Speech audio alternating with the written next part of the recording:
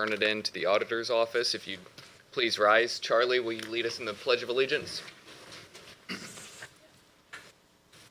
Allegiance to the flag of the United States of America and to the republic for which it stands, one nation, under God, indivisible, with liberty and justice for all. And if you can remain standing, Terry Canfield from First Christian Church, or from First Church of God, my apologies, will lead us in prayer. God, we thank you for this day. We thank you for this community in which we can live. And as we come together this morning, we pray for our commissioners, for all of our leaders, that you would grant them wisdom and guidance as they make the decisions concerning our community. And today we also pray for our emergency response personnel, our highway department, as they are battling the snow, the ice. Please keep them safe, and please help people to drive with a sense of wisdom. Grant your blessings to us, we pray in Jesus' name. Amen. Thank you, Terry. Good. Thank you, Terry. That was good. I especially like that last sentence. I was wondering what you were going to say, drive with. Okay. Wisdom's a good way to interpret It it. is. What's that? Rachel Conner. Yeah. Good morning. All right. We'll start first with the meeting minutes from December 1st. Did you guys have a chance to look through those? Yes, I did not see anything. Everything looked good to me. I as well. Make a motion to approve minutes. I'll second. All those in favor say aye. Aye. And those opposed? Motion carries. Moving on to claims. I did not see anything in claims. Question. I would make a motion to approve claims. I'll second. All those in favor say aye. Aye. Aye. And those opposed? Motion carries. Moving on to payroll from December 5th, 2025. We have a total of $423,351.83. Any questions or comments on payroll? Overtime was actually low. I didn't have any questions. Looked nothing out of the ordinary. Make a motion to accept payroll. I'll second. All those in favor say aye. Aye. Those opposed? Motion carries.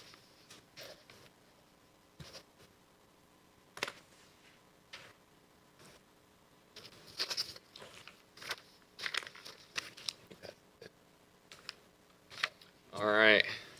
Todd Hauk from the Highway Department. Good morning.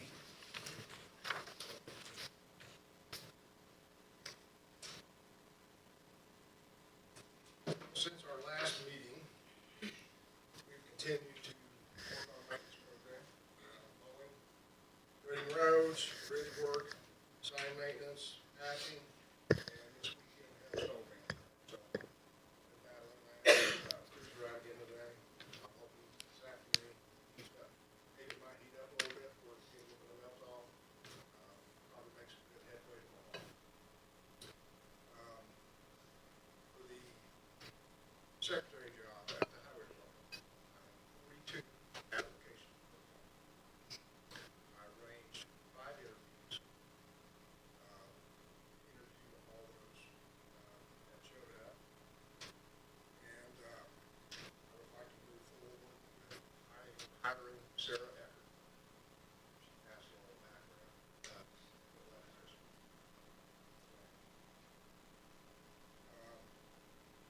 as far as for Susan, her last day is the 23rd. I've had a lot of good talk with her. I've been able to work with her because I would work for 3.5 years in the former position for the last 3 years. She has been through 5 superintendents. And I will probably thank her for knowledge, her wisdom, advice, and 45 years of service.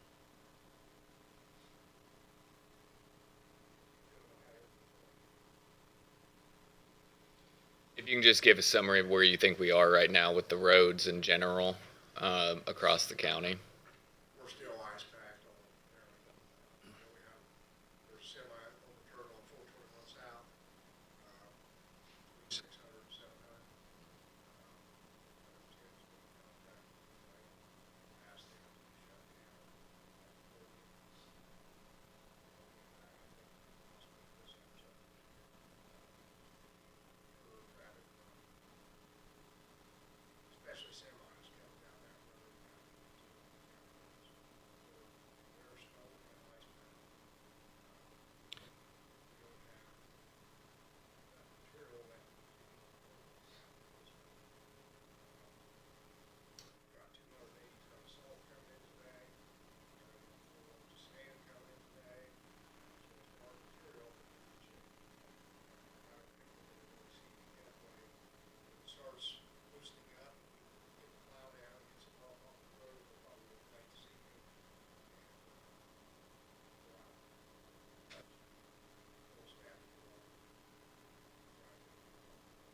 And the salt right now, just with as cold as it's been, isn't working in a lot of Salt that we have places. is treated salt.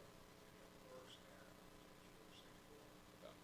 So we're seeing a little bit of benefit there, but not as much as if it was warmed up a little bit. So today we're looking at the 20s, tomorrow we're looking at a high of 36. Yes. So we'll start getting some melt. Right.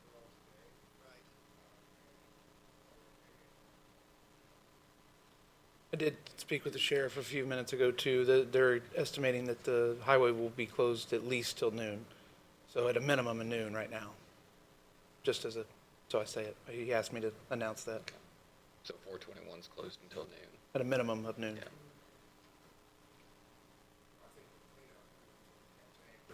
They're 3 hours away. Yes. Yes.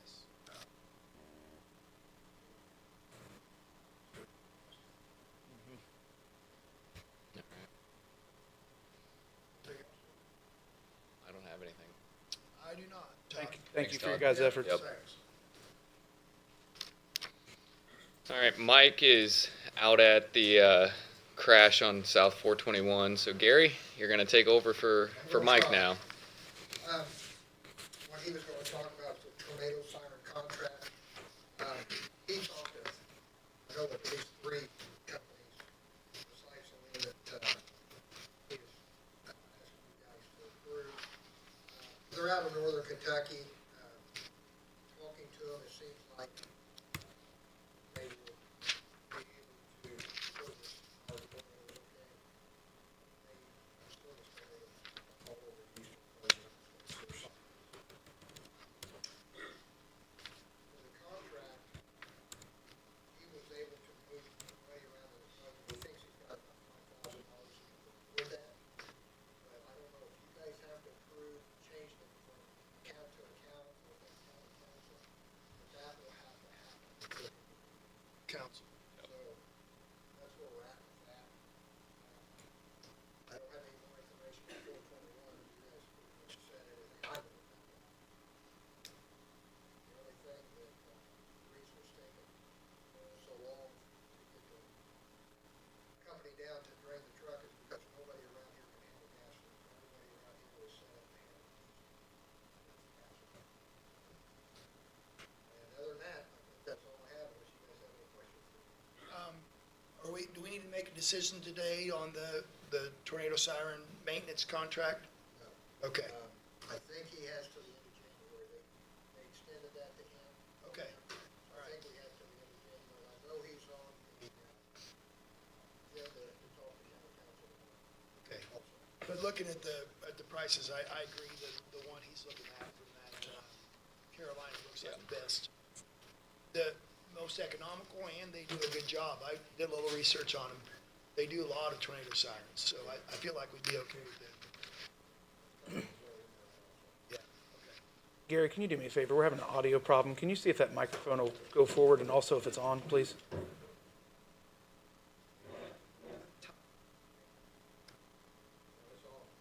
Might be I have it behind me. So Can you speak into? check now. Radio check. Check. Is it better? I'll check with him. Okay? Thanks, Gary. Thanks, Gary.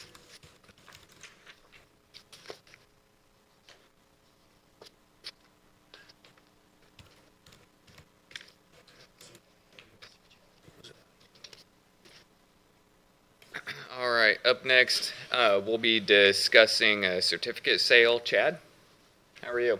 Good morning, gentlemen. I'm well. Morning. Thank you, sir. Hey, Chad?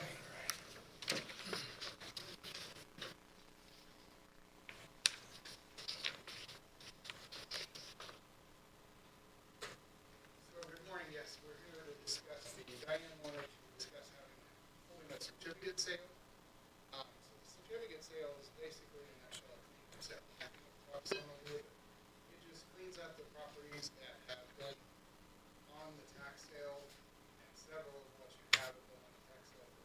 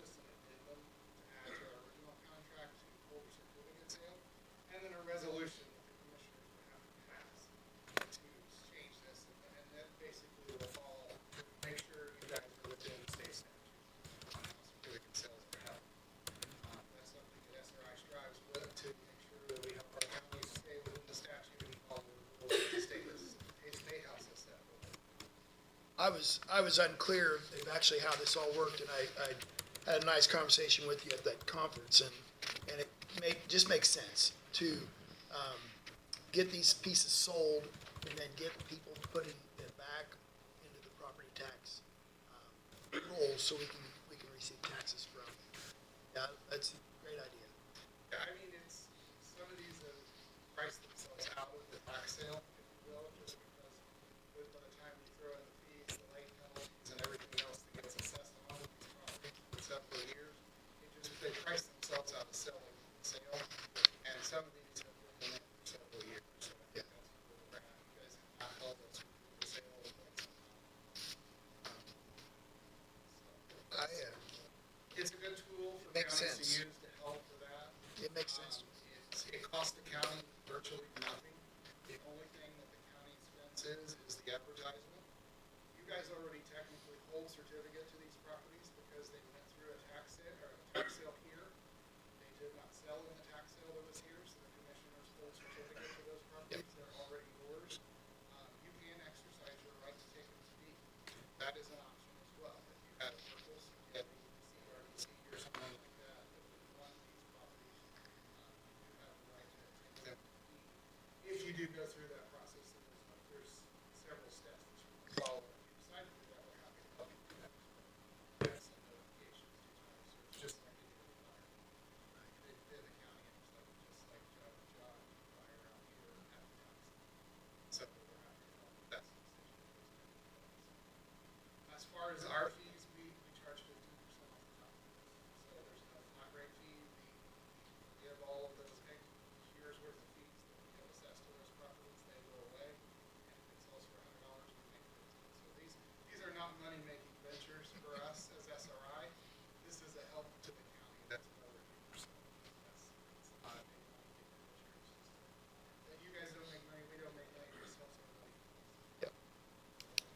That is. And these have been on, how long? Some of these have been on for years. Some of them have been on for several years. Yeah. But yeah, that's basically what would happen is if you decide to move forward, you would just need to sign the contract and the addendum to the contract, and you guys would need to pass this resolution. Right. So if you're doing a certificate sale, then we can hold it sometime in the spring. Normally, I have some set as early as late February. Right now, I have some all the way out until April. So it's good to kind of clean them up before tax Yeah. bills hit in May. So I do suggest to try to put 30 days before tax bills hit, just to kind of help people keep everything legal for everyone. So that way, and what happens is if they do sell at the sale, the county forgives any of the monies that are owed on those properties. The state spells out exactly how the funds that are collected get distributed. Fees go first, the county goes Yep. last. So basically, SRI gets its fee, then any liens that are on the properties, then the county gets whatever. And the county writes off whatever. Chad, are you familiar with how that works, all that? I was going to recommend that we have Chad look through these, and then we can come back at the next meeting, Yeah. our first meeting in 2026, and Sure. put a vote up for this. I like that. So, yep. I have an extra copy. I trust him. And obviously, if you have questions, you can reach out to me, or I don't know, I'm sure you work with Matt Martin on our council.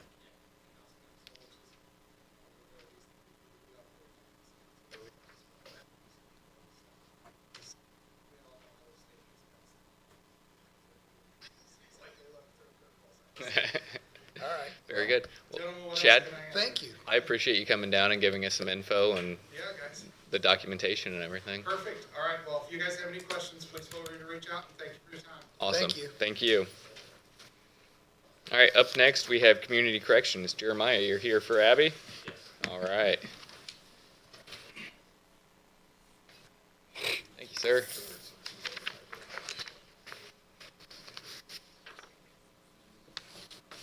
Thank you, good morning. So I just presented a couple requests to apply for some grants. Decatur County Court Services applied for 2 grants already. They were through the Decatur County Reaction Coalition. The grant was due June 1st. Have not been awarded this grant, so they were just asking for approval, just to accept the funds if you all would. We're asking for two separate grants, one in the amount of $7,000. A $7,000 grant will help us upgrade some field equipment, firearms. It'll also help us purchase a new computer for our probation, or juvenile probation prevention program, and it would help pay for some drug screenings. And then $800 will be for our Operation Parent program that we are presenting next year. That is it's a 5-class program for anyone in Decatur County, mostly parents, obviously, but we have partnered with different agencies in the community to present each of these. We're going to talk about topics such as PCS and parenting involved. We're going to talk about behavior, substance abuse, electronics, things like that. That $800 will purchase books for all participants and different prices. And then I guess, what if that I would sign that and then the council. I don't have Sounds any good. questions. No, Yeah, I think it's a good thing. I'll make a motion to go ahead and approve. Second. All those in favor say aye. Aye. Those opposed, motion carries. Thank you. Thanks, Jeremiah. Thank you.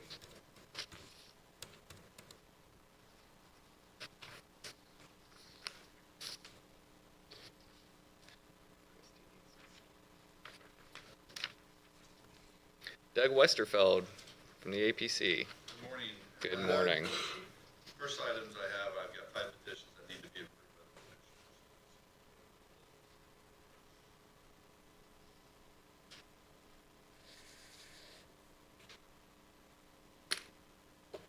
The first one I have is number 2024-20, Patrick Grau to rezone 2.99 acres from A1 to A2. There's the voting sheet. Looks like everybody that was present at the meeting voted in favor.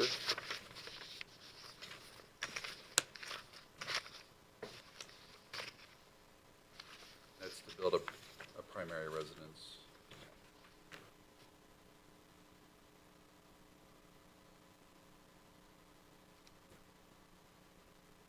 Where is it where are they gonna build at? It's down by Milhouse, Okay.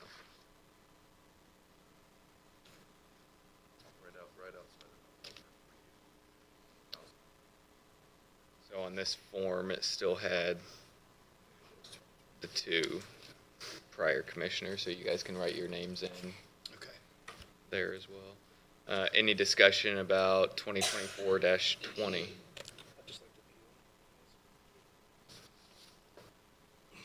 Those are the voting sheets. All that were present voted in Yes. favor. There was Here's the application. There was 1 absent.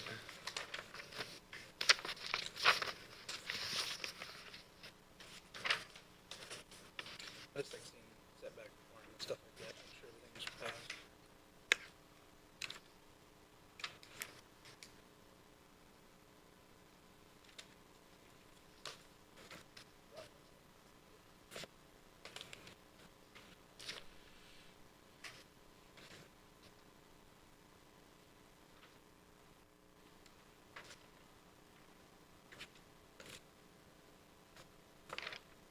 I don't have any questions. All right, I'd entertain a motion on 2024-20. I'll make a motion to approve 2024-20. I'll second it. All those in favor say aye. Aye. Those opposed, motion carries. Next one is 2025-14 for Jeffrey Moore in the town of Westport to rezone from B1 to R2 to build a duplex in Westport.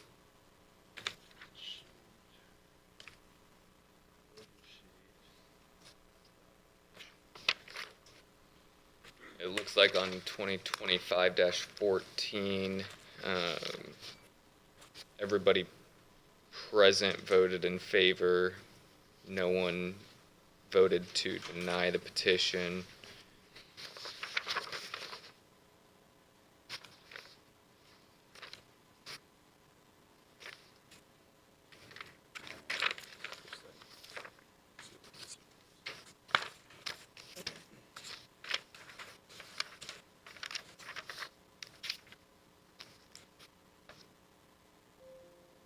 This was an empty lot in the business district in Westport. Oh, okay, I see. Yeah. Notice that the findings of fact here aren't That would be because findings of facts are for BZA. I just wondered if the other one had fixed.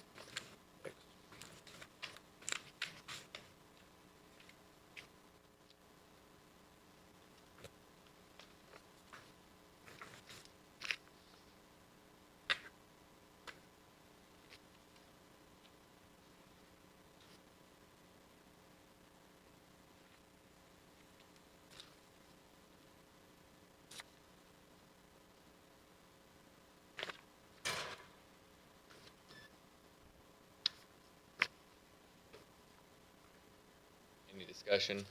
I don't have any. I would make a motion to, 2025-14. I'll make a Brian, motion to approve. okay. Sorry, go ahead. I'll make a motion to approve 2025-14. I'll second. All those in favor say aye. Aye. Those opposed, motion carries. The next is 2024-21, Paul and Haley Trinkamp to rezone 2 acres from A1 to A2 to build a primary residence. Again, this is one that's carried over from last year, so it's, I marked through the Bill Commissioner's names. City, house already built. Yeah, so a lot of times, the carryover on some of these is surveys getting recorded in a timely manner. So we have to wait for the surveys to get recorded. Bring.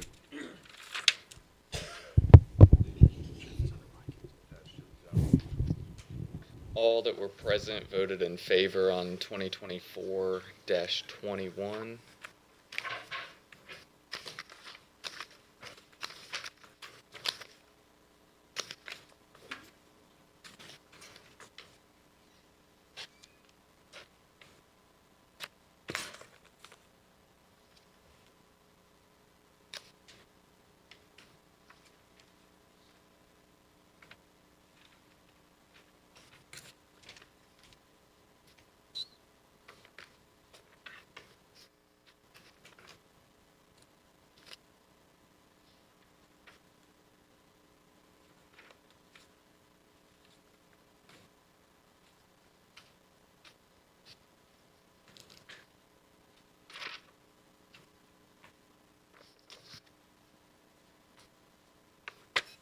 I make a motion to approve 2024.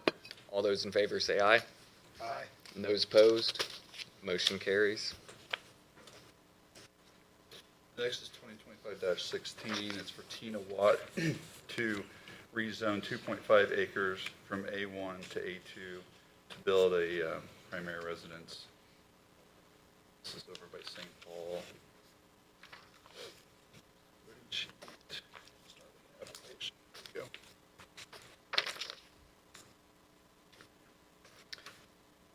Looks like on 2025-16, everyone that was present voted in favor of the petition.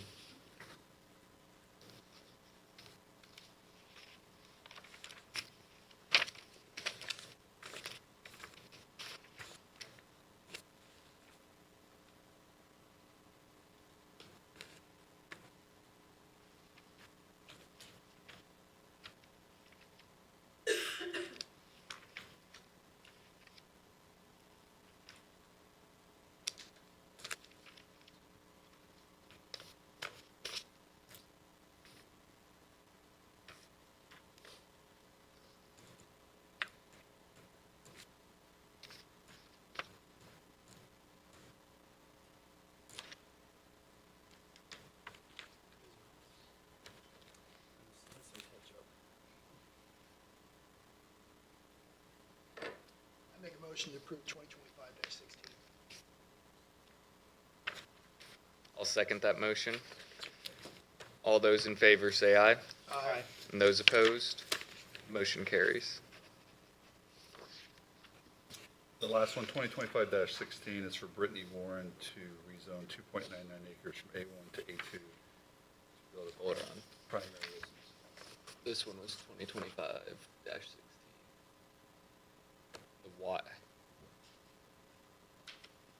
17. 17, okay.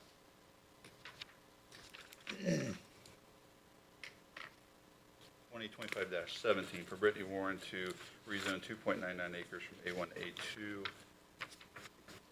to build a primary residence. Looks like everyone present voted in favor.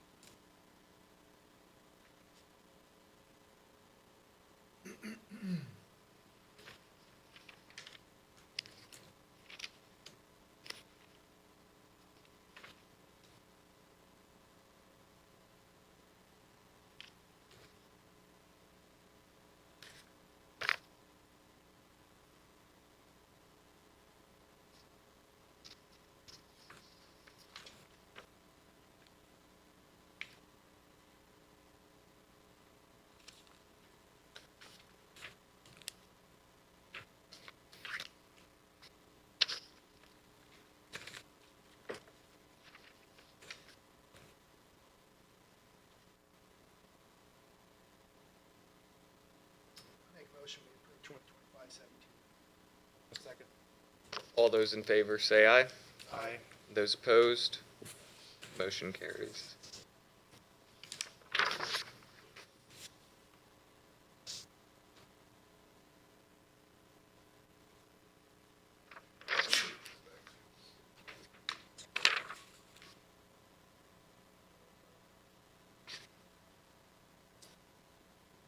Okay, the second item I had on the agenda was presently the area planning office is working with IPA through the permitting process of the construction of a battery energy storage facility. Microphone just fell on my foot. So in order to allow the construction process to run smoothly, we've requested to have a third-party vendor to provide the plan review and the inspections for this facility. As we, obviously in our office, we don't have the expertise or the knowledge on battery storage facilities. So we requested 3 bids from companies that, through some research, whether it was getting the information from the area, the State Planning Association, or my contacts with Purdue University, as well as talking with owners of battery storage facilities. And I have a contact in White County that I talk to a lot because they've had a lot of renewable energy.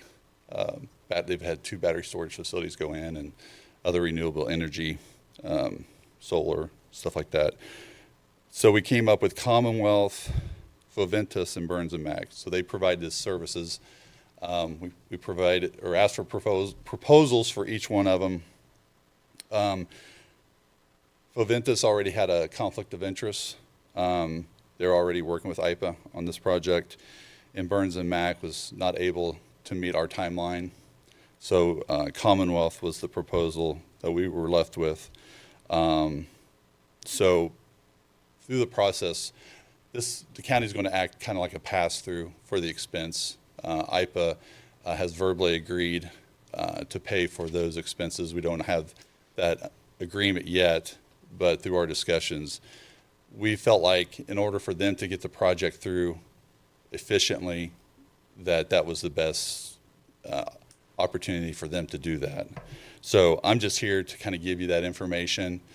Don't really need a vote on anything. It's just more of just they're wanting to move ground in January. So I just wanted the county to understand what we're doing. This makes great sense because there's no way we could that scope of work, what they're doing for us to oversee that. Right. Yeah. So presently we're having Friday morning calls, and we will continue that throughout the project. Jeremy's been on some of those calls. So it just, even though we're going to use a third party to do these to provide this service for us, we're still going to stay on top of the project. And we're going to learn from it. I mean, For sure. so, And the funding for retaining them is coming from, IPA. they're paying for all of it. Right. We aren't Yep. paying for any of it. Right. Is there any kind of a cap or anything like that? Right. That- yeah, we through our discussions on Friday, we spoke about, we've got a bid. We're working with Commonwealth to get a better idea of, because we kind of feel like their bid's kind of low, to be honest with you.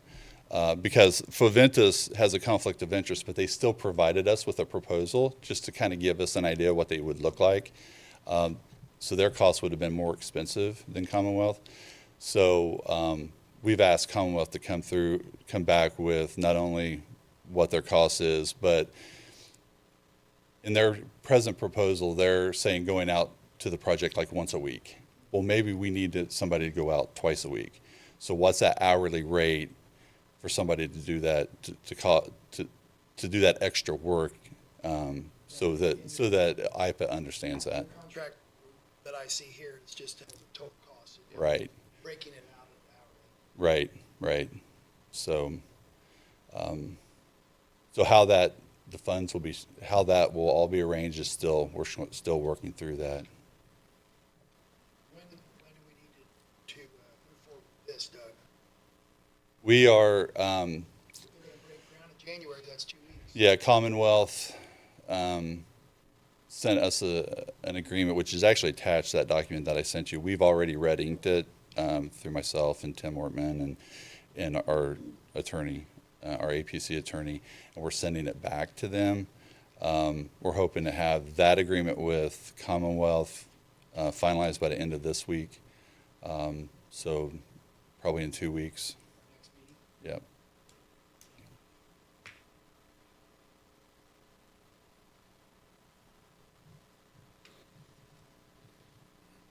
You guys have any other questions on that part? Or not? Last week, we had our first steering committee meeting for the comprehensive plan. Yes, we did. And Doug, you I want to talk a felt- little bit about that? Yeah, I felt like it went really well. We had almost everybody in attendance. We covered a wide range of topics. HWC, who's heading the project for us, did a really good job of kind of touching base and giving the steering committee kind of an introduction of what is expected of them and in a timeline of how the comp plan is going to roll through the next year. And the goal is, it is going to be completed by the end of next year. Because we received a grant for that comp plan, we have to maintain those goals as far as the timeline, which I feel like is very important. My understanding the last go around with the comp plan, it kind of got off the tracks. And I think the company that was working that project had a hard time keeping it on the tracks. So I think the groundwork was really laid that we need to maintain this timeline, right? So it looks like we're going to have public input sessions in January. Yep.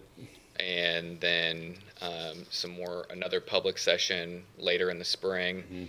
A draft will be put together based on that information, and then the draft of the comprehensive plan will be made public for comment, input, and then the steering committee will come back around again and meet after the draft has been public for a couple of weeks to a month, and then we will look at final revisions and edits.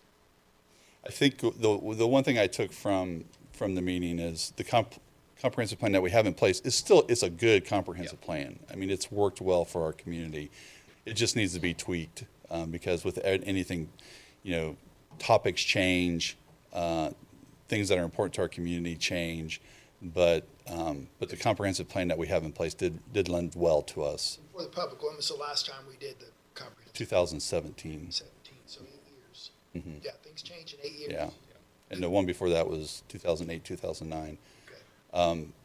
Those two plans were driven by specific topics, and I really feel like this time, even though there may be some major topics, we're not being controlled by specific topics like Honda's coming, so you got to have in 08, 09, it was like, well, Honda's coming, so you need a comprehensive plan.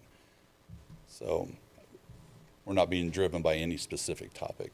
Okay. And I think that was evident from the folks that were there, because in the discussions that Doug and I had going into this, we wanted to make sure we had a lot of different segments in the community represented by members on the steering committee, from ag to industry to real estate to business to legal. I mean, there's a number of different segments here in the community that are represented, and everybody brought their own different viewpoint to that initial meeting.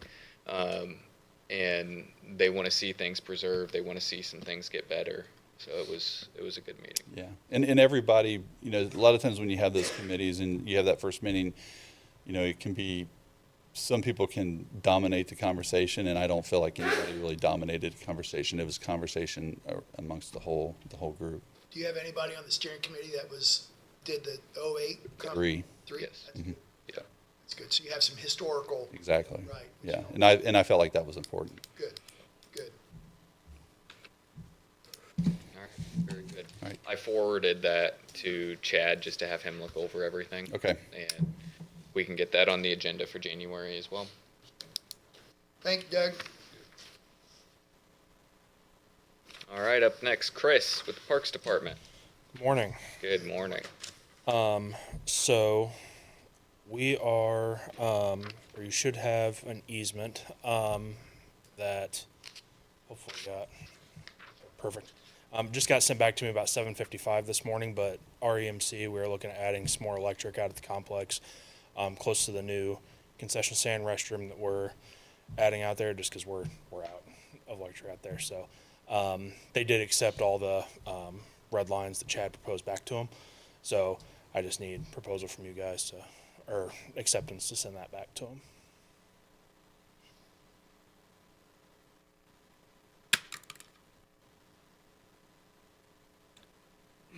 I'm okay with the easement after Chad's reviews, but, and I know we've had a little bit of a discussion about this, but my main concern, is not so much with the easement, but that we plan ahead for anything future that may be Future coming. growth. So I think currently that was planned for like a 200 amp service. I don't know if there's a reason for three-phase, but at least a 400 amp single-phase circuit, and it may just be something you want to contact a light company for, but just to see what kind of power requirements that takes, but also making sure that we have enough service panels out there too. We don't limit ourselves to, if, 142 space panel, we may want to look at, doing two and splitting that out, which you would if you did a 400 amp service, you'd have to have two. So, but I think just doing that, it's not really going to take up any more space, and it's not going to cost us anything extra. We're only going to pay for the amount of electric we use, but I think it's going to give us the ability going forward. Obviously, I think there's some upgrades that would like to be done when it comes to lighting to some of the other diamonds too.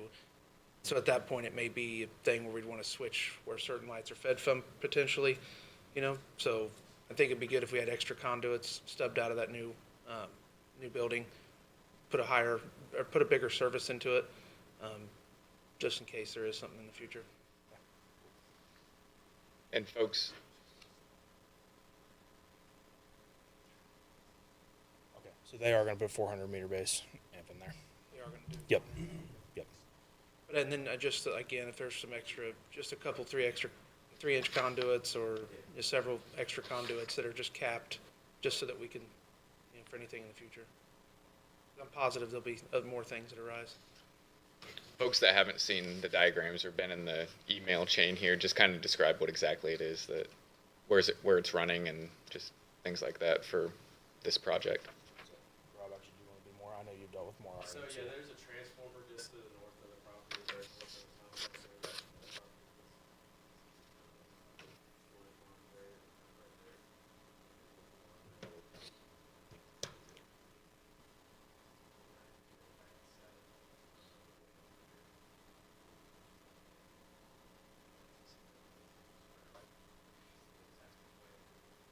Well, it looks like there's a current easement from off Park Road down the side of Diamond 5, and then from there, yeah, it will then bore to the building. I just wanted folks to have the info. Any other discussion? I do not. Yeah. I'd entertain a motion. I'll make a motion to approve the RMC easement for the complex. I will second that motion. All those in favor say aye. Aye. Those opposed? Motion carries. We can sign this, but Christie, I think this is all blank as far as the description and the parcel numbers and all that. So when you fill it in, Yeah.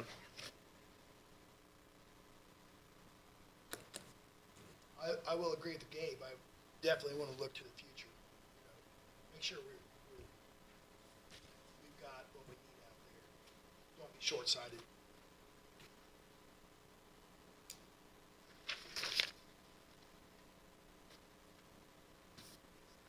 Go in the gap and then you can sign over here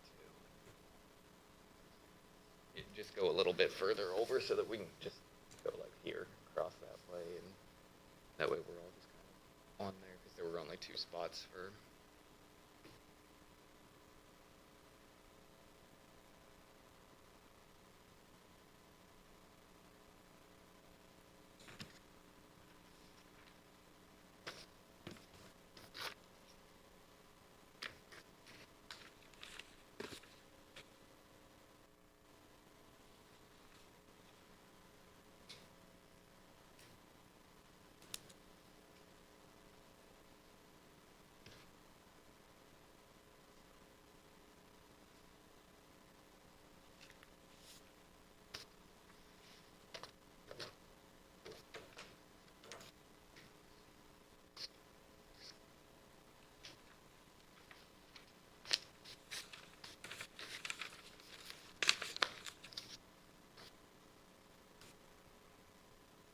All right. Up next, the house demo, Chris. Yeah, so, the house that is transplexed, we talked a little while back about, one of the house exhibition parking, to that area. It is, 4 points back, one of those,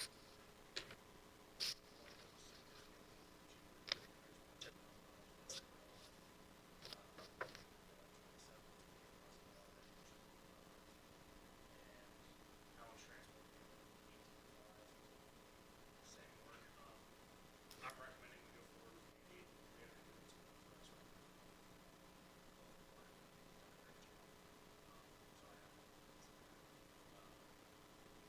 Brad Shooty quoted one, it was the additional parking lot, but the actual work is absolutely expensive.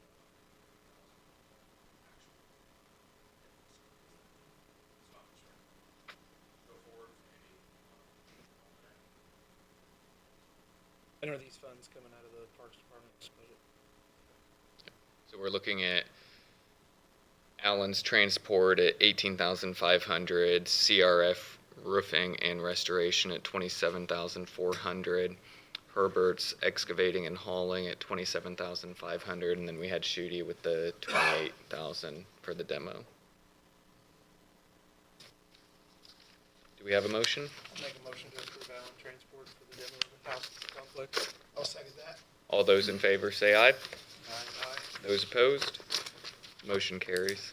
Thanks for getting us the bids, Chris. Yep, thanks guys, appreciate it. Do they have a timeline on that, Chris?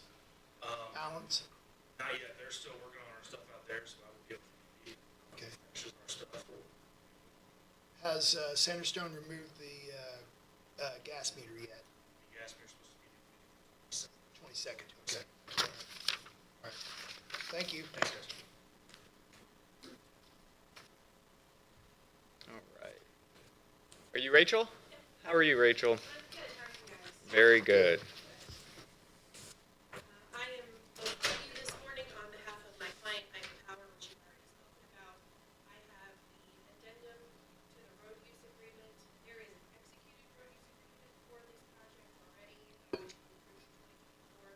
Since that time, the city of Greensburg has annexed territory, including roads, so they need to be added to the road use agreement. So it also covered, the agreement provides them the same rights, privileges, and protections as the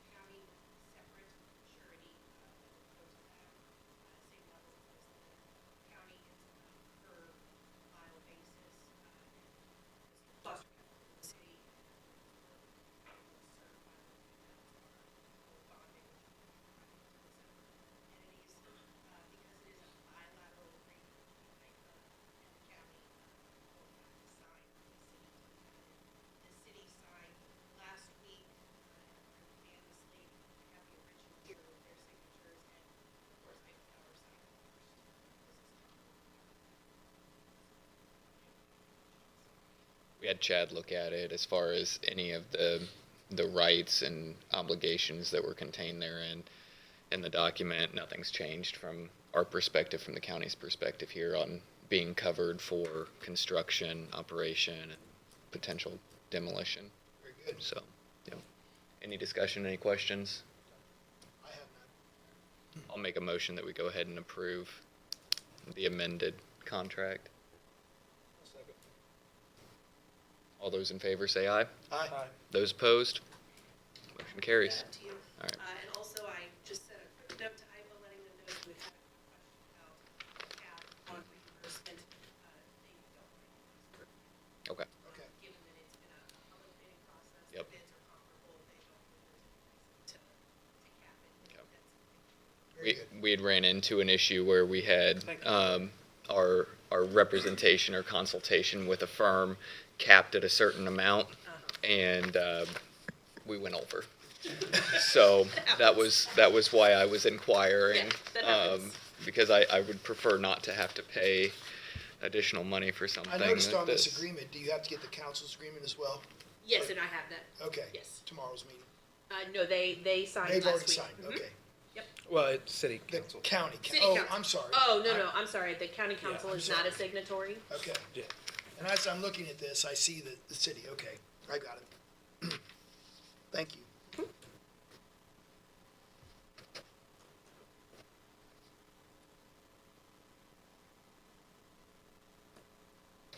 Someone scan this.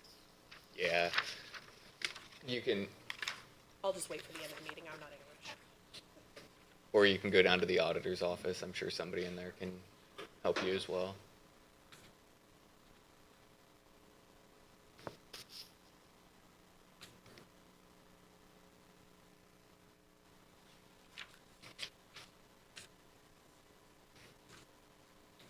All right, moving on. We had started the discussion at the last meeting for the fairground rental agreement with the discounts. And I think you guys wanted to take a look at all of the figures and what was contained in that proposal that I had at the last meeting. And then there were also some changes that I'd made in the middle of the last meeting, if you recall. Yes. And so, any other thoughts or discussion about the rental discount proposal? I looked it over. I like it. I think it makes perfect sense to me. I think after our discussions in last meeting, I'll agree with Gabe. I think it looks good. All right. Then I'll make a motion that we go ahead and adopt that. I'll forward it to Chad afterwards, and he can get it included in our new fairgrounds contract. So I'll make the motion that we approve Very good. the discounts. All those in favor say aye. Aye. Those opposed? Motion carries.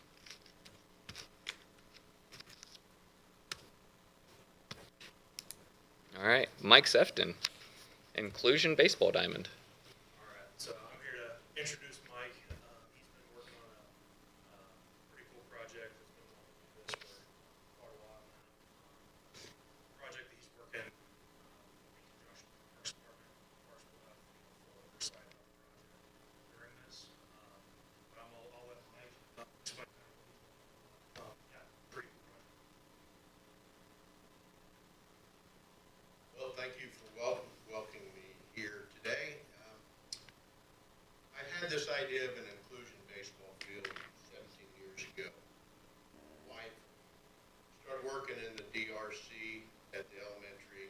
I gained love for handicapped children, and so I went and I seen Bob Barker and 17 years ago about putting in an inclusion ballpark. I didn't even know it would be called inclusion. No term even existed back then. But my idea is that we would build a field because I wanted to see all kids to have the same opportunity to enjoy baseball that I did. And but as Kay was working with kids that was handicapped both mentally and physically, I thought this would be something that would be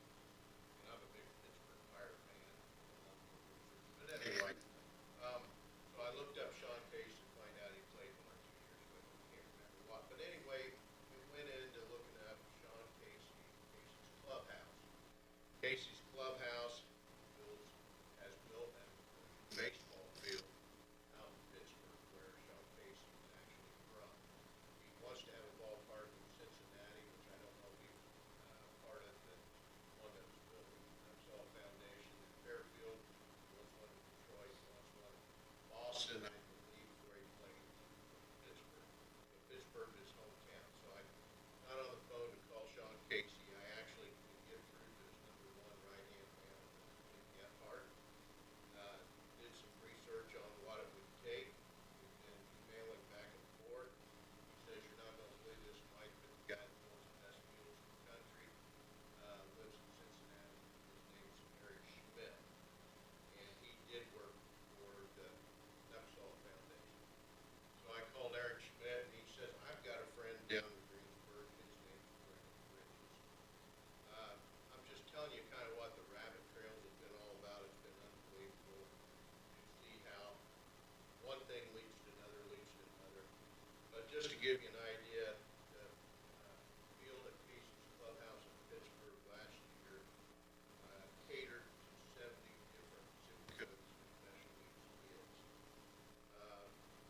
The one thing that Tim told me, he says, you won't believe how communities are coming together because of these projects. Fundraising will be for our own Miracle League team. I don't know what we would call the ballpark or anything about it, but I found out it costs around $186 per square foot, which I took a radius of 300 feet, divided by 4, that should give you the amount, would be approximately $328,689.90.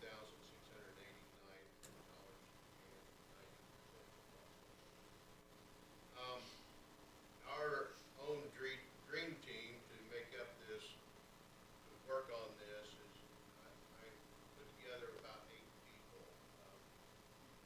And most of them would be Rotarians. Now then, you ask me why Rotarians, well, we want to make a real impact and turn ideas into actions and change lives. We also want to serve our community to make a visible difference in our community, and that's something that Rotary is all about. And we want to, one thing their motto is live service above self, make giving and serving your own lifestyle. So what we want to do is to give to these individuals, these athletes that may have not gotten the same opportunity in the past as what we can present to them in the future. There's only 250, last count, 250 of these including baseball fields in the country. The last one that Eric did, I think he's Montana or South Dakota, I think South Dakota. And so they're scattered around. There's one out in Pittsburgh at PNC Park that's built like it. They don't run the league there, but I've seen it. And I've also, I'll go down to, there's one at Minnesota, which is right from Sarasota, which is where the Pirates train. And so I want to see that one here in March.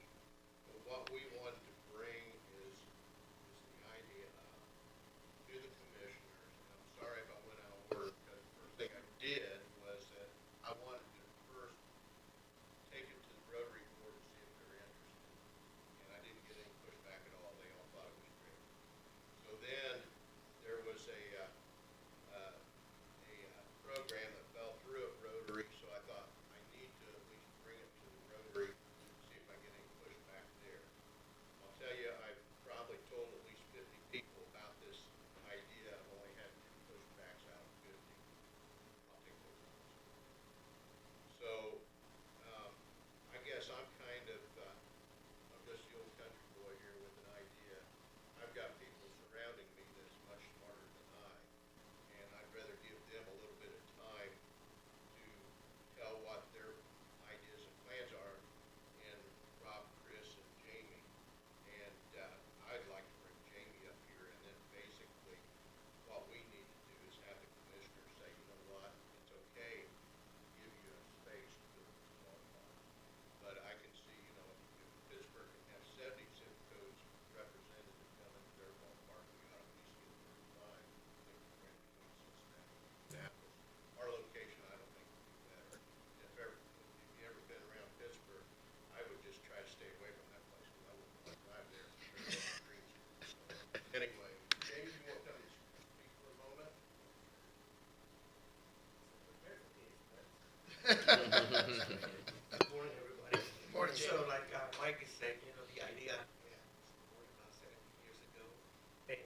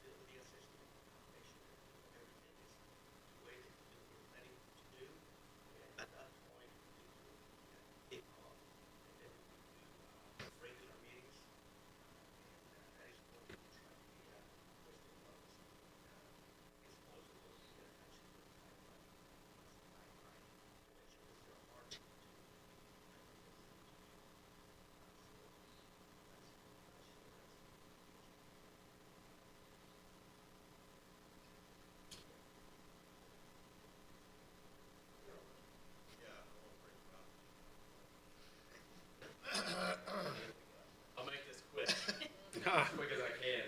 I didn't know I was really gonna say anything this morning either. Jamie looked at me or Chris looked at me and said, "You want to say something?" I know Michael and I talked since this started. I say if you can tell Jamie and Mike a lot of thought into it. I wish I would have this team go in and getting me.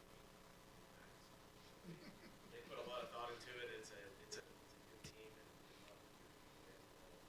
we're really good at trying to get this done. I'll just say it on my behalf. I support it when I can, as with Jay. Chris and I did talk as far as staying on top of the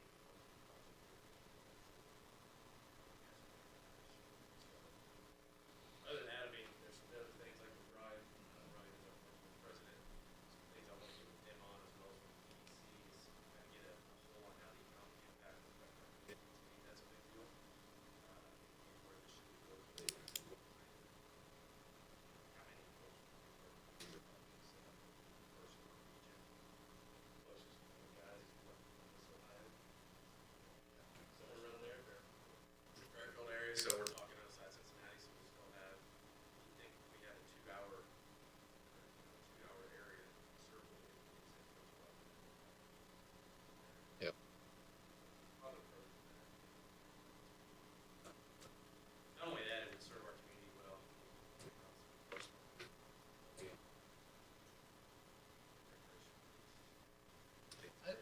It's a fantastic idea. Yeah. I like it. I've heard a couple different spots, one at the sports complex and maybe possibly at the Rebecca Park. Are you guys, I mean, have you kind of, I'll speak on behalf of what was said at our last Parks Board meeting, if that's okay with Brian. So we did present the idea without just the other two locations in the complex. So we're running 30 tournaments here with softball, baseball, how are we gonna let anybody? That's a good idea. Just no cost of maintenance.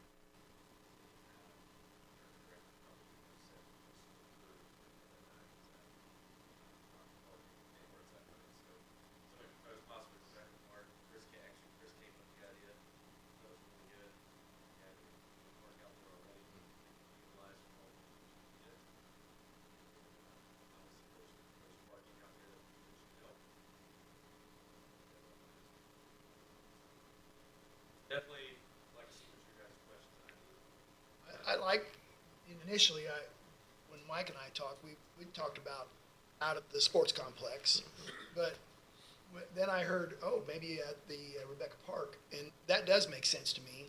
I think we can piggyback onto that with parking, with the inclusion park that we already have. I think those, and again, it's preliminary, but I like those ideas of Rebecca Park, and putting that all in one kind of area, kind of makes sense to me. Yeah, I think they all have their benefit too. I think that's a good area. Even if we're going to the complex, I think utilization. Possession will be modified to assist as well. The downfall of that is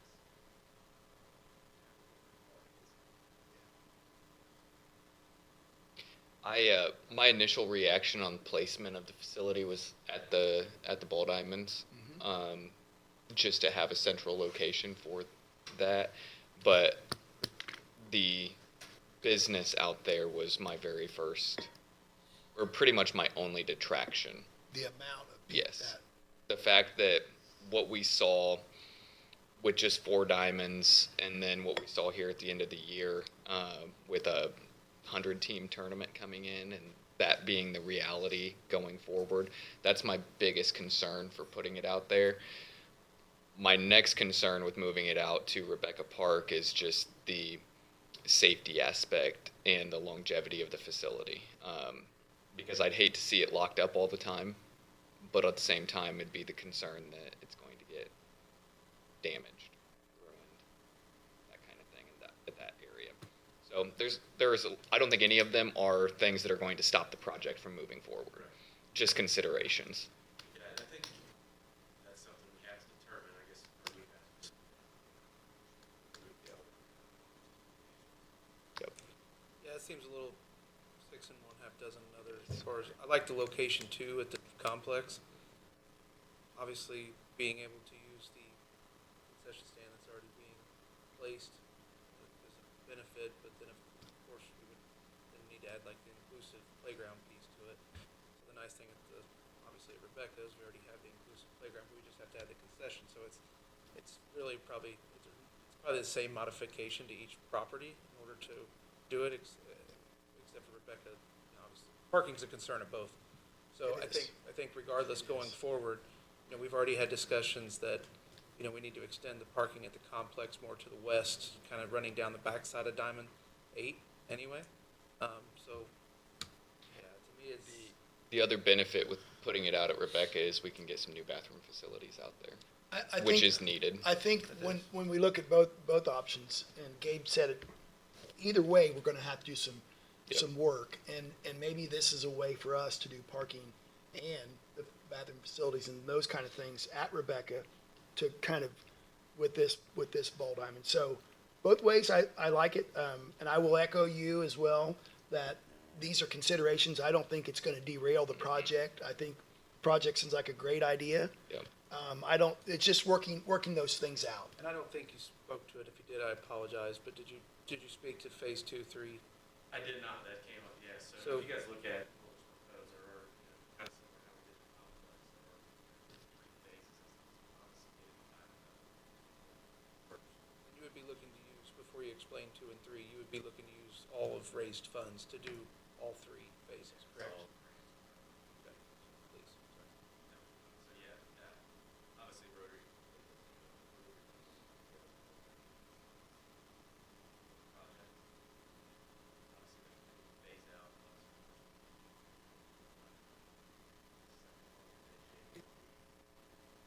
Session, restroom facility, if needed, if not, depending where we go, upgrade current facility. Basically, that. Possible parking if needed. That's basically how it's decided there.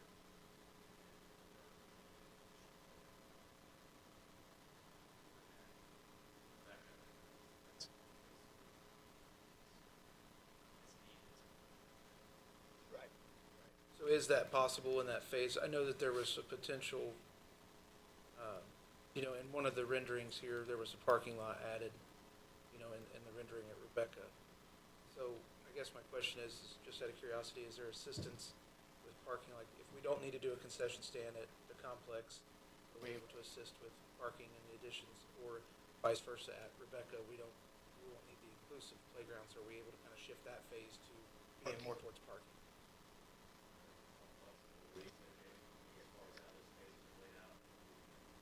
Because Rebecca, I mean, if we're talking about, Rebecca is nowhere near the kind of parking that would be needed to bring, you know, this type of gathering in.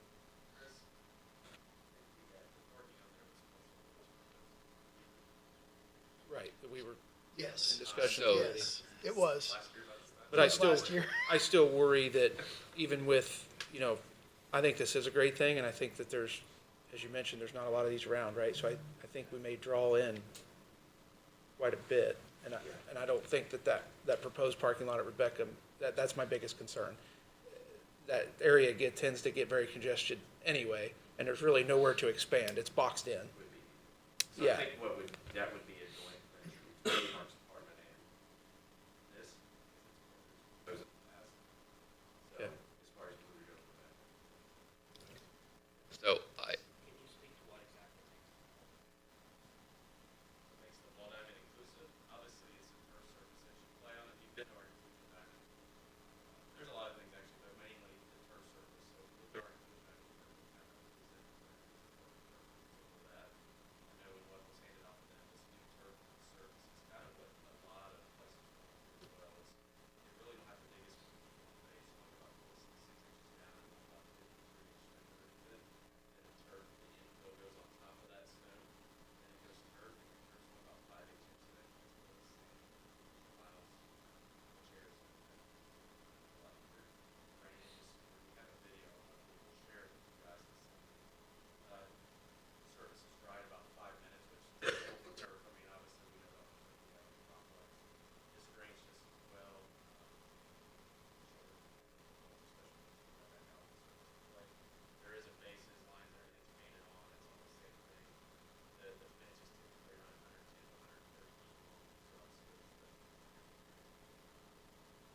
said painted, you mean, but it's part of the turf, Yeah, painted on the turf, it's 100% turf. just Didn't like go what we out, have it's all now. turf. It's like we have. The whole diamond's turf, Whole diamonds turf. right, Base we're, itself doesn't exist. The base doesn't exist. right, We could design it to where we could actually put bases in it. If we ever needed bases, but primarily for some special unfortunately not Right. because we have,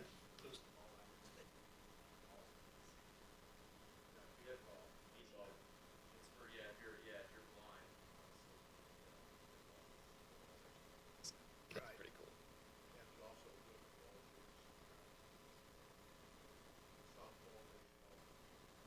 That's neat. and I'm sure to more your point too, like the dugouts, I'm sure it's all modified from different, kind of from our different On that standards. too, I think Jamie includes some renderings of dugouts where they're all open, that way, parents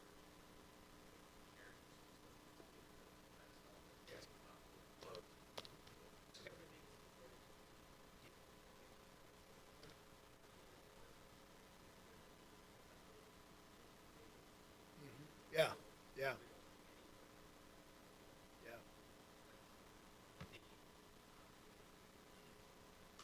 So, one of my thoughts here is when you look at what the property is the county owns out there, Rebecca, it includes the field there to the east. Yes, And instead of congesting that area for the where it's proposed at in the presentation that we got, just north of the inclusion park and the pickleball courts, maybe, and it's, I mean, this is part of the future discussions, maybe we move over to the east there in that open field, I like that idea of moving. because you can still have parking that is close to the park itself, and you can have more space where you aren't just congested in one tiny spot.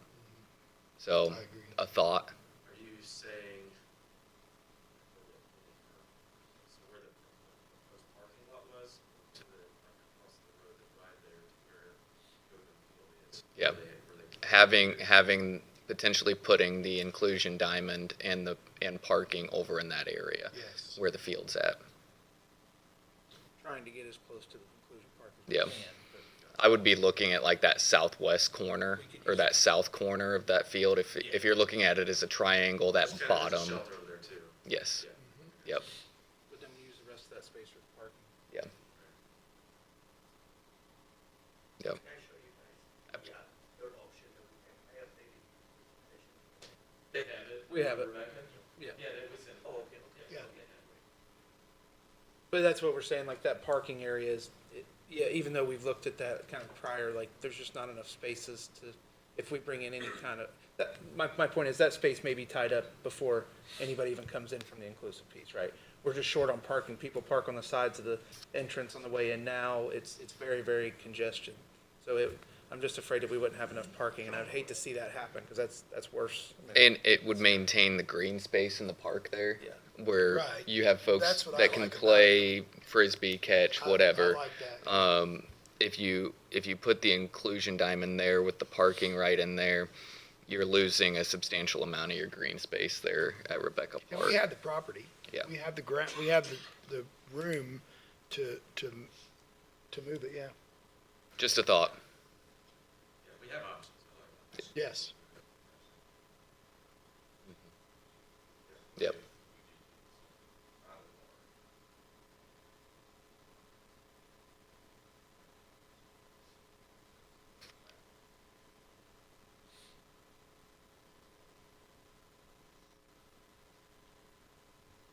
Very good. I like it. Yes. It's a really cool thing. Thank you.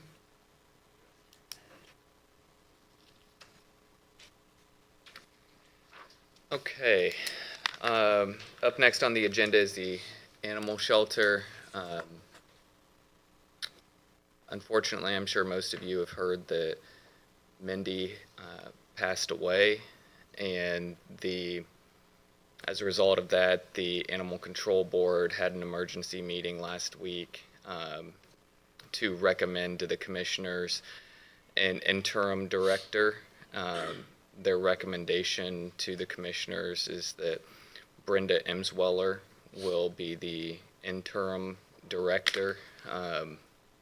Recommendation would also be that she is then brought on as a full-time county employee.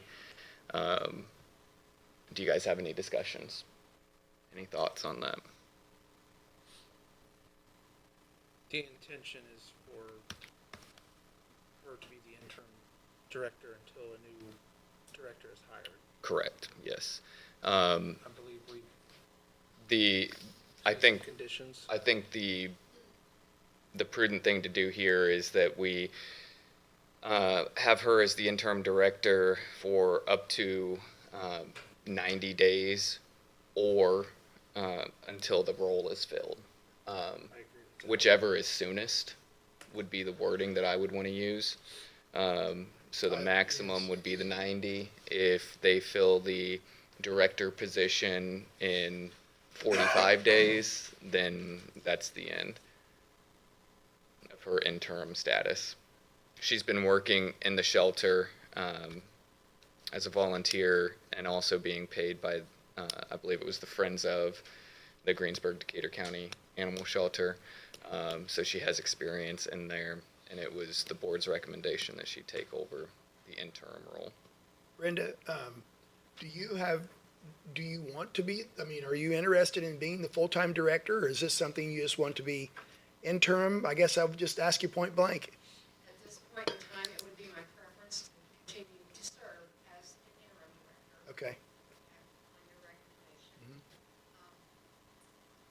As most of you know, I'm retired technically, and I really like working safe, and would love to continue to do that under a new director.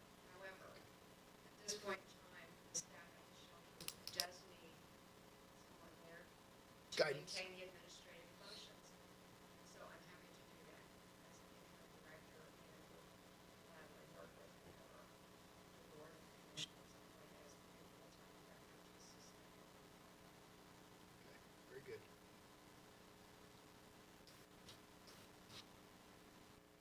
Yeah, I don't have an issue with it. I like the 90-day option. 90 days 90 days or until a new director is hired. Obviously, there's going to be onboarding with that. I mean, even if we hire a new director, we can't expect them day one to come in, and Yep. even if they've done it somewhere else, it's still not Decatur County. So Yep.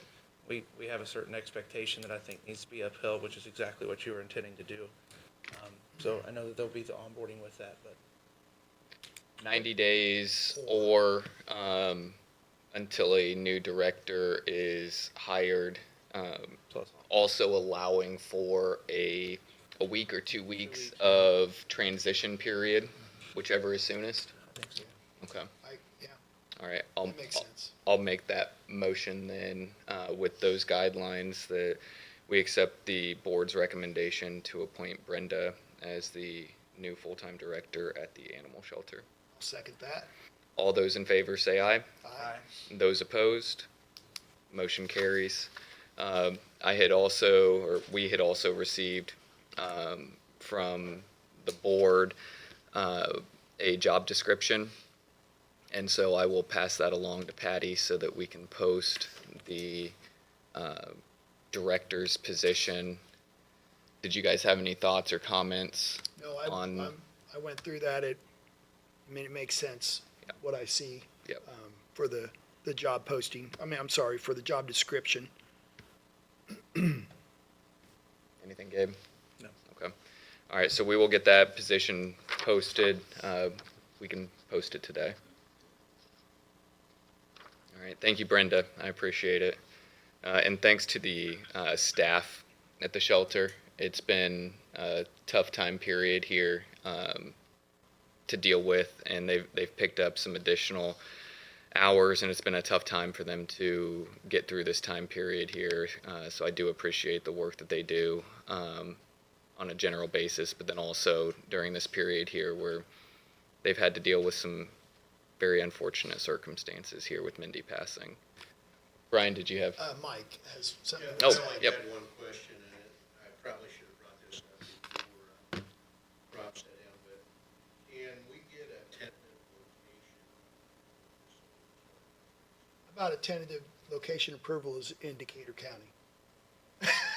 It's hard for us to, I mean, there's a lot of considerations I would for us to think about, right? my knee jerk right now, Mike, is Rebecca Park. Whether that is in the location, that was shown in the presentation that we received, or it's over to the east in the field. My general inclination right now is there. Mine is too, But but again, it's- there's a lot of things that, It's possible that might not at the end of the day, depending on how this develops, that we're like, no, this really could be something that benefits the Ball Diamond complex. If we're looking at something where it's younger kids with T-ball or whatever, and it would be a benefit to those leagues, then that would be something that may push us out there. Okay. So we definitely have an agreement, we just have to. I think that's what you're figure out looking where for. that agreement's You're looking for support. I believe you have that. you've got You have you've got support, support. yes. Yep. But I think we need to do some, I agree, I like both locations, but I think we need to do some renderings and look at parking to see which one is gonna best be justified. I think that's the big concern with this, is just where can we fit it? And I know Rob was alluding to it with the parking, but we would definitely want to seek a variance from the city on the bump out concerns, if we had to go to Rebecca Park, so that we can get as much parking as we can without having to do the Absolutely. bump outs and the trees, which give me concern about the longevity of our asphalt. And Yeah, Chris and I talked about that too. I think if that, so the big, yeah.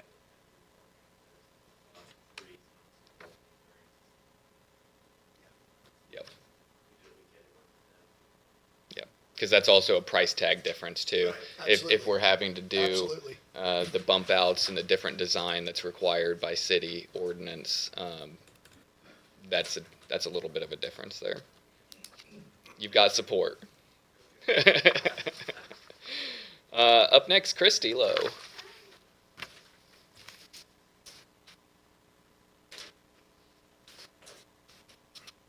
Thank you for your time this morning. This is a lot on your plate. I am here requesting your support. Freedom Sings USA is an organization, a nonprofit organization based out of Tennessee, where they provide songwriting and music, arts therapy programs for veterans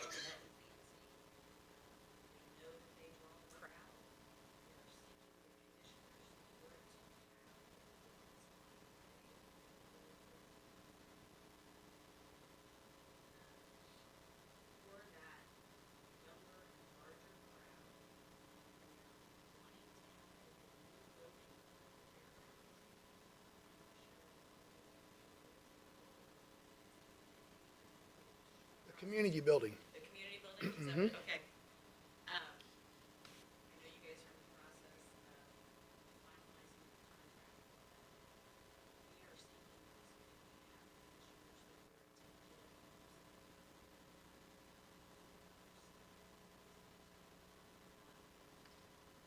So this will be an event called America's 250th anniversary of the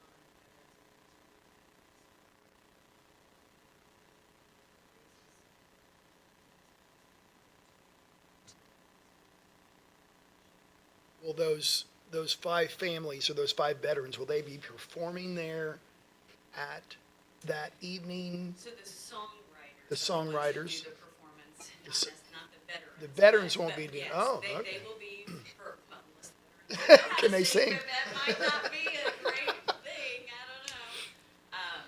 They are going to be performing Thursday night, and then the songwriters have all agreed to stick around and perform that song Friday night. Okay. Will there be a charge to get into the dance on the 13th? We're looking at some sort of a cover charge. The corporate sponsors that we will seek will help the bigger cost of the event of bringing the songwriters up and getting that cover fund. But we want this to be a fundraiser event to try to help that veterans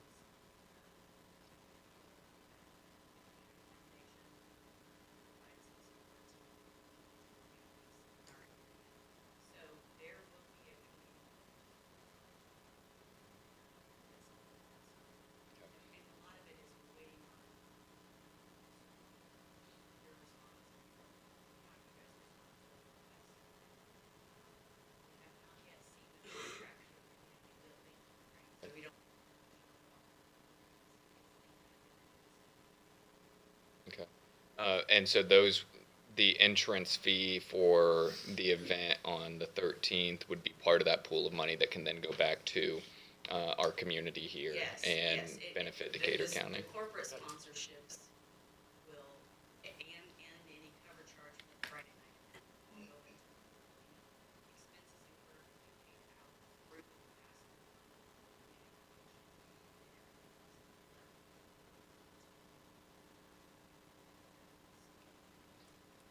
For the dance, are you thinking any food or drinks, hors d'oeuvres, anything like that? We're thinking, if anything, of like a concession type, like hors Okay. d'oeuvre type stuff, not a meal. per Okay. se. Alcohol or anything? That depends on what the contract is. Okay. I'm sure. It's for those kinds of events, it's allowed. Yeah. I am, It's, gonna go out on a limb and say that might be part of it. we would just require insurance to cover that, and I think haven't we in the past required a licensed bartender? Yeah. Yeah. I've been part of St. Mary's festivals. Yep.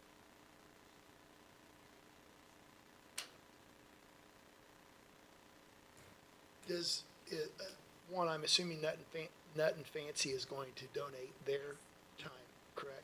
And then the funds, is that just for Decatur County? Because I did hear you say something about southeastern Indiana as Southeastern well. Indiana, we have a new director. We do. Right. Right, usually Ken's here, but he didn't show up today. Okay. I know that there are,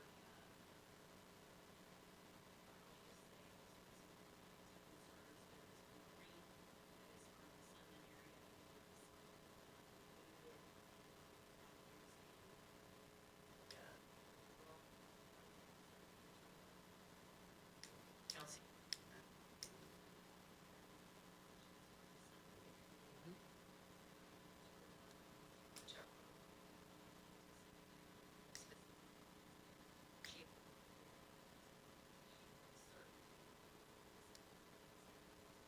Yes, yes. And so considerations will be made.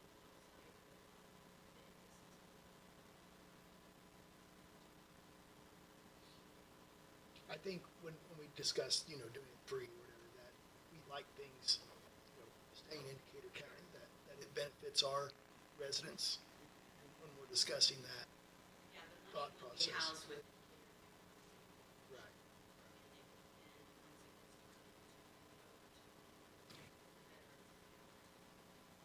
Whoever governs.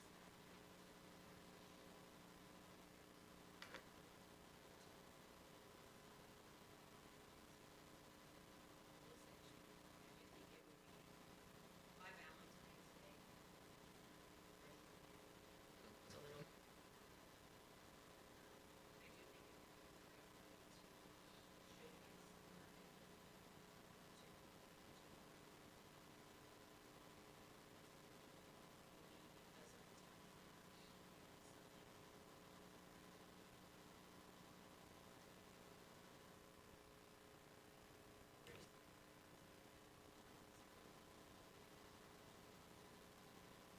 I think this is I think it's an event that can be a really cool benefit to an area of our community that we can draw attention to some of the sacrifices that have been made by military members here locally. It can give them some recognition for what they've done. And I also think that it could be a big benefit to the Fairgrounds project, because we've discussed numerous times, how are we going to advertise this? How do we get word out that this facility exists? Because we want it to be used by folks not just in Decatur County. We want it to be a regional draw for expos and other events. And if this is something that's going to be potentially highlighting community members from Southeast Indiana, not just Decatur County, I think that it's an event that could definitely help us as well. And the fact that it benefits Decatur County and can highlight some of our folks here, I think it's a cool event. Go ahead, Gabe. I think my biggest thing is that going forward, or in general, I don't think we want to set a precedent where we have a lot of requests, because you do one, you do the other. But my thought process here is that one general concern that we have is the acoustics of that building. Mm-hmm. And so if you want to be the test person for that, I will this say would, that this could, I tend to rely on Brian Messer. He knows a lot about those, and any of the events that I plan or require sound. I bring, that is something that he has mentioned, is we need to get in there and take a look at this building and see what this is kind of. so I think for us, it's nothing more than a signature, but what you can potentially do for us in giving us the feedback and us seeing what and how this performs so early in the project so that we can make modifications going forward, I think this may help. Acoustically speaking. I think this may help us more than it helps you, I think, I'm for it. That would be a deal that we are happy to make, and I will say that just personally representing Brian now, we do have the event scheduled both for April 1st. So I'm anxious to hear how the Yep. sound flow. I will go back to Gabe, is that we have to be careful as a commissioners. If we give it to you for free, then we will have multiple people coming to us, and we've got a great benefit, and we want to, can we have this for free? And we've just got to balance that. And I That, will say, if this helps at all, this is, the guys in the band are running the capitalize on the fact that Yeah, this is a one and done. we understand that, but other people don't. Right, Well, okay. They do not. But again, we haven't had a conversation about this community building without the acoustics coming up. Yep. So it's when we're meeting with the contractor, multiple contractors, every time the acoustics is brought up about this building. Because we've done as much as we can to think that it will. Are there any acoustic panels at all? There's not, but there's above 8 feet, it is not exposed, but exposed insulation. It's, so therefore, with it having the material on it, our hope is that the absorption rate will cause hopefully no reverb, like back to it. We've had discussions on if we will need acoustic panels or not, but we don't want to do that until everything's complete and installed. and then we get in there And try it out. and do something, blare the radio or whatever, have somebody talking on a microphone. And then at that point, we can evaluate and see if we need to go in and do some additional sound dampening. Yeah. And the nice thing is, you know, the band being able to be in there, that's gonna, when it's hollow, when it's just them and they practice, that's gonna tell us what we need to know. Then as you start to pack people in there, that will go down anyway.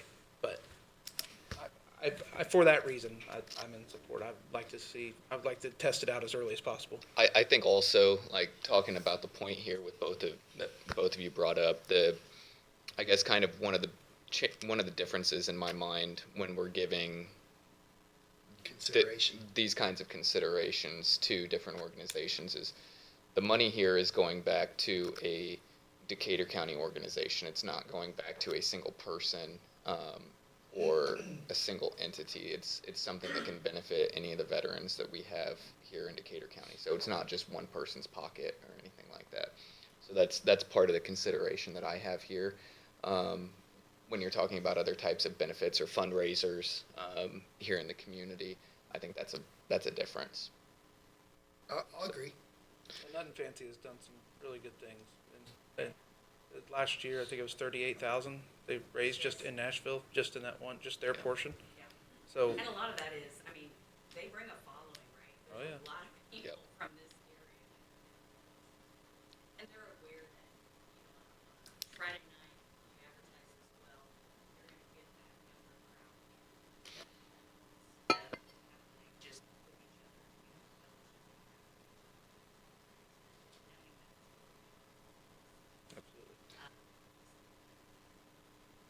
So I think what we would want to do though is still either have Nothing Fancy in right after the building's completed to do a test run. Because while Do you this, know what date what the targeted date is? we're looking here at the end of 25, beginning of 26 for completion. I'd still like to have a test run so that when we get to this event, that it's not the first time that we've had something. Sounds like it's in a tin can. Yes. you may touch base with them, but I know it takes them 5 hours to set up. So it may want to, I mean, when they're full band, it's 5 hours. So you may want to see if they are able to do something that's kind of low level. Bring in Brothers Meeting, which is Robin, right? Brian has my number. Tell him you can call me and we can see about getting him in there when this gets complete. All right, so do we have a motion to approve the request? I'll make a motion to approve the request of facilities. I'll second that motion. All those in favor say aye. Aye. Those opposed? Motion carries. Thank you, Christy. Okay, so we had discussed, I think it was at the last meeting, that BZA was going to have an open position. Rick Hoeing was not seeking reappointment. So I know that Doug Westerfeld had some discussions with an individual that had been identified to us as somebody that might have an interest in serving on the BZA. So Joe Harmeyer was the individual that Doug had talked with, and I think the recommendation is that we appoint Joe Harmeyer onto the BZA. Any questions? No, I do not. All right, I'll make a motion that we appoint Joe Harmeyer to the BZA in Rick Hoeing's vacant position. I'll second that. All those in favor say aye. Aye. Those opposed? Motion carries. The last thing that we haven't done yet, and I realized it this morning coming in, is we do need to elect a commissioner president. I've been in that position for the last year. And up to you guys. If one of you want to do it, say so. If not, I'm willing to serve for another year. I would make a motion to have Jeremy the commissioner president. Thanks, guys. Yeah. Appreciate it. All in favor, say aye. Aye. Aye. Okay, I'll Hey, serve. if you enjoy doing it, you know, I'll do it for another year. Question. Yep. Let's go backwards. We had a discussion about Todd Maurer and the Yes. school board and the. Yes. Was that, did we ever get a clarification on that? So I've read through the Attorney General's office has a advisory outline basically of what a lucrative office is in the state of Indiana. School board and area plan board positions are both considered lucrative. Chad, same conclusion? Yes, same conclusion. They're both lucrative positions. This is a constitutional issue, so you guys cannot bring it back. Yep. Is his position, Doug, is it a specific role that he is supposed to be filling? It's an appointment by the commission. But it's not, there isn't a specific role or interest that that position is supposed to be representing. Right. For his position, and what I had brought is maybe having the commissioners appoint someone else that is already on board and having the school board and other conversations. Yeah, it would still be a lucrative position there. Okay, so there is no interest there. I have a couple people in mind. Okay. I'll send you guys an email and we'll see if we get any names and we can pass those on to Doug and then we can get that position filled. All right, just, I remember that from last meeting that we were gonna have a discussion about that. And I'm assuming, you talked to Todd about that? Okay.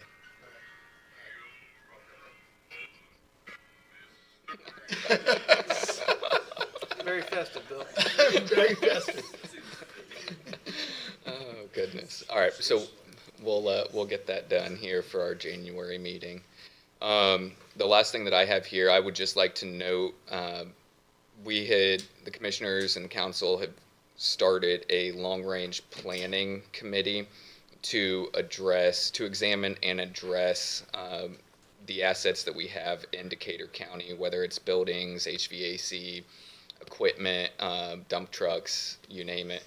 We want to get an accurate assessment of where we are as a county for each of those so that we can plan going forward in the future for when we may need to replace or update, repair different things here in Decatur County so that we have a plan. We can use the comprehensive financial plan that we got from Baker Tilly with this long-range committee so that we can have an idea of where we're going in the future. Based on that, the commissioners and members of the council will be meeting going forward in the future in the end of 25 here and into 26. So we will be filing for executive sessions. I just wanted to publicly announce what exactly it is that we will be discussing at those meetings to try to alleviate any concern or speculation as to what exactly the executive sessions will be for. But the ones that we have coming up here soon, we'll get an executive session out this week, an announcement for an executive session, but we'll be discussing the long-range plans here in Decatur County for our assets, buildings, and other equipment. Very good. Do you guys have anything else? Okay.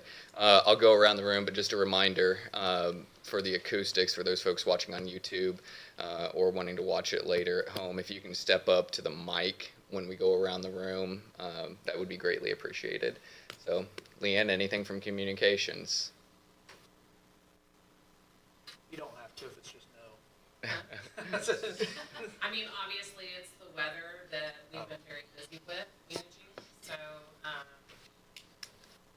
not a whole lot, but just to give you guys some insight on that, besides trying to prepare for the coverage, Saturday, reported was approximately 30 accidents, that we had dispatched. Sunday was about 40, and this morning, we had some severe accidents, already had 9 at the time when this meeting started. I got called in about 3 o'clock this morning, one with a semi-jackknife on the interstate we shut down, and then also the semi down on 421 South is still working, so, big day, busy day, so, just wanted to let you know. Yeah, looks like we're up to 13 is what Bill just sent over, so. Yep. All right. 13 this morning. Yep. Don, anything from the chamber? Yes. We are wrapping up 2025, so we're going to finish off the year tomorrow afternoon with our final leaders and walkers. That is from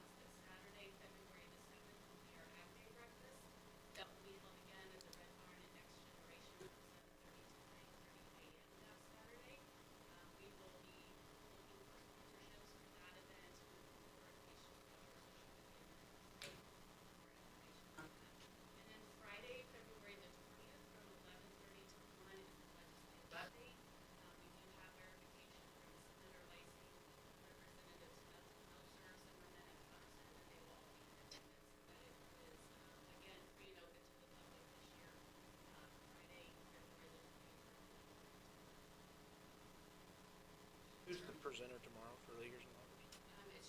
It's a mix. Okay. Yeah, the new presenter. What was the Ag Day breakfast date? Saturday, Seven. February 9 o'clock? 7th, 7:30 to 9:30. 7:30, 9:30, sorry. Do you have a speaker? Yes, and that announcement will be made. Okay. All right. Good. Appreciate it. Thanks, Don. You guys have anything else? Nope, nope, nope. Ryan? First things first, electric power thing,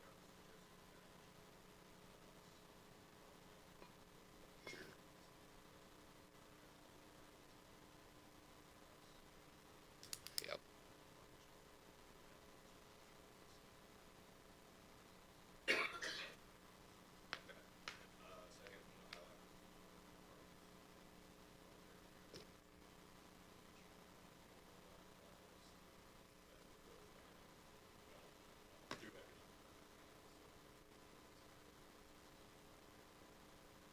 big thing is that from the state, we're switching the relationship.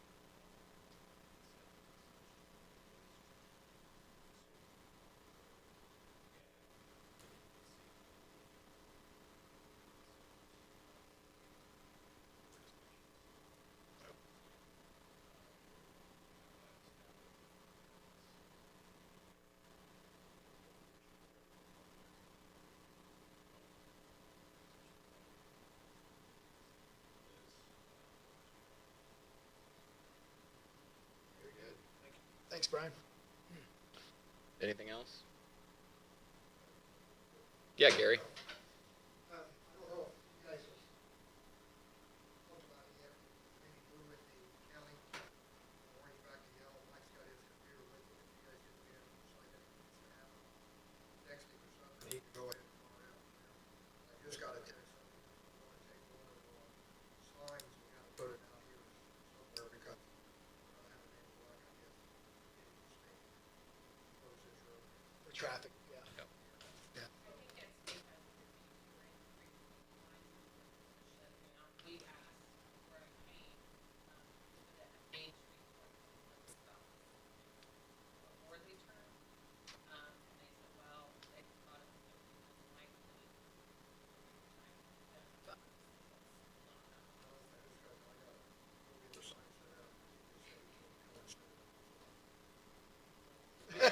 Thanks, Gary. Thanks, Gary. And we'll have some discussions with the additional information that we have here from the sheriff. And we'll let Mike know. Thank you, Gary. All right, if there's nothing else, I'd entertain Make a motion to adjourn. we are recessed. Thank you.